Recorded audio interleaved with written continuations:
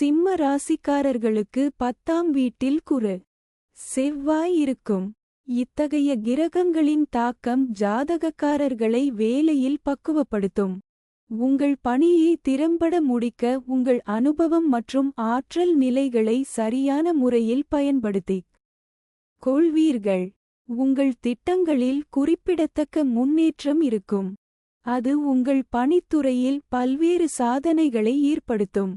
மேலதிகாரிகளின் தொடர்ச்சியான ஆதரவு அவ்வப்போது கிடைக்கும் மற்றும் தொழில் இலக்குகளை முன்னோக்கி நகர்த்தவும் உதவும். மாதத் தொடக்கத்தில் சுக்கிரனும் புதனும் 7வது வீட்டில் பார்வையை இருப்பதால் தொழில்களுக்கு சாதகமான காலகட்டத்தை உருவாக்கும்.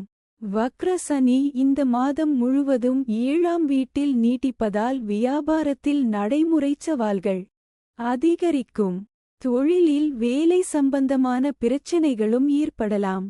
5ஆம் வீட்டின் அதிபதியான குரு 10ஆம் வீட்டில் இந்த மாதம் முழுவதும் இருப்பார். இது நீங்கள் கல்வியை தொடரும் இடத்தில் கேம்பஸ் இன்டர்வியூவில் தேர்ந்தெடுக்கப்படுவதற்கான வாய்ப்புகளை அதிகரிக்கிறது மற்றும் சிறந்த வேலை நிலைக்கு வழிவகுக்கும். பொது மாணவர்களுக்கு கடின உழைப்புடன் முன்னேற வேண்டிய நேரமாக இருக்கும். இதனால் கல்வித்துறையில் நல்ல பலன்கள் உண்டாகும். 2வது வீட்டில் கேதுவின் நிலைப்பாடு 2 அர்த்தங்களைக் கொண்ட விஷயங்களை பேச உங்களை அனுமதிக்கும் மற்றும் உங்களுக்கு முன்னால் இருப்பவர்கள் உங்கள் பேச்சுகளை தவறாக புரிந்து கொள்ளலாம். உங்கள் வார்த்தைகளை தவறாக புரிந்து கொள்வதால் குடும்ப சூழ்நிலை தொந்தரவு செய்யக்கூடும். இது உங்கள் காதல் உறவில் ஏற்ற இறக்கங்களை ஏற்படுத்தும். மாதத் தொடக்கத்தில் புதனும் சுக்கிரனும் முதல் வீட்டில் அமர்வதால் காதல் உறவில் ஒட்டுமொத்த காதல் உணர்வு உயரும். ஜாதகக்காரர்களின் இதயங்களில் அன்பு இருக்கும். எனவே நீங்கள் உங்கள் காதலிக்கு அன்பை வெளிப்படுத்த விரும்புவீர்கள்.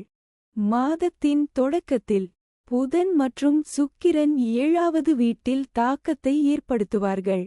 அது உறவில் காதல் எழுச்சியை ஏற்படுத்தும். மேலும் வக்ர சனி 7வது வீட்டில் நிலைநிறுத்தப்படுவதால் உங்கள் வாழ்க்கை துணை வாழ்க்கையில் கொள்கைகளில் உறுதியாக இருப்பார்.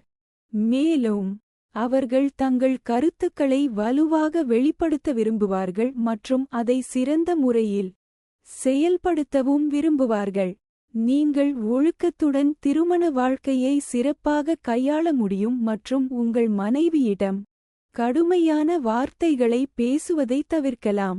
12ஆம் வீட்டில் சூரியன் இருப்பதால் அதிகப்படியான செலவுகள் அதிகரிக்கும் மற்றும் 8ஆம் வீட்டில் ராகுவின் நிலை மாறாத செலவுகளுக்கு வழிவகுக்கும்.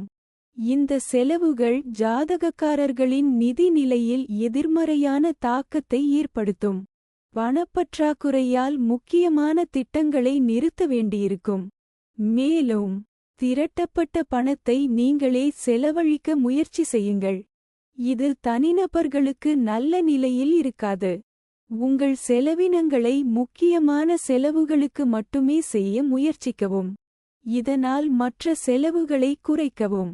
உங்கள் ராசி அதிபதியான சூரியன் மாதத் தொடக்கத்தில் 12ஆம் வீட்டில் அமர்வதால் வக்ர சனி முதல் வீட்டில் பார்வை செலுத்துவதால் உடல்நிலையில் ஏற்ற இறக்கங்கள் ஏற்படலாம்.